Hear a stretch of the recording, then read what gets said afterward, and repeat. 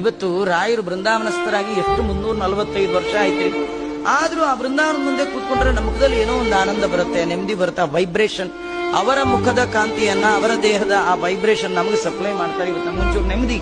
ಮನೇಲಿ ಎಷ್ಟೇ ನೋವು, ನಲಿವು, ತಾಪತ್ರೆ, ತೊಂದರೆ ಇದ್ರು ಕೂಡ ಆ ದೇವಸ್ಥಾನ ಅಂತ ಒಂದು 5 ನಿಮಿಷ ಕೂತ್ರು ಏನೋ ನಮ್ಮ ಮನಸ್ಸಿಗೆ ನೆಮ್ಮದಿ. ಎಲ್ಲರಿಗೆ ಅನುಭವ ಇದು ಪುರಾಣ ಅಲ್ಲ, ಪ್ರಾಕ್ಟಿಕಲ್, ನಿಮ್ಮೆಲ್ಲರ ಅನುಭವ.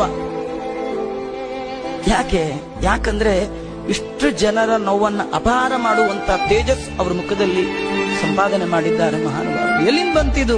ಆ ಪ್ರಾಮಾಣಿಕವಾದ ಜೀವನ. ಇಡೀ ಜೀವನವನ್ನ ಭಗವಂತನ ಆರಾಧನೆ ಅಂತ ಮಾಡಿದ ಮಹಾನುಭಾವರು. ಅವು ಪ್ರತಿ ಒಂದು ಕರ್ಮ ಮಾಡುವಾಗ್ಲೂ ಇದು ದೇವರ ಪೂಜೆ, ಪರಿಪರಿ ಕೆಲಸವು ನಿನ್ನ ಮಹಾಪೂಜೆ ಅಂತ ಮಾಡಿದ ಮಹಾನುಭಾವರು. ನಾವು ಪೂಜೆ ತರ ಮಾಡಿಲ್ಲ. ಇನ್ ಬೇರೆದೆಲ್ಲ ಪೂಜೆ ತರ ಮಾಡೋ ಯೋಗ್ಯತೆ ನಮ್ಗೇನಿದೆ ರೀ? ಹಾಗೆ ಮಾಡಿ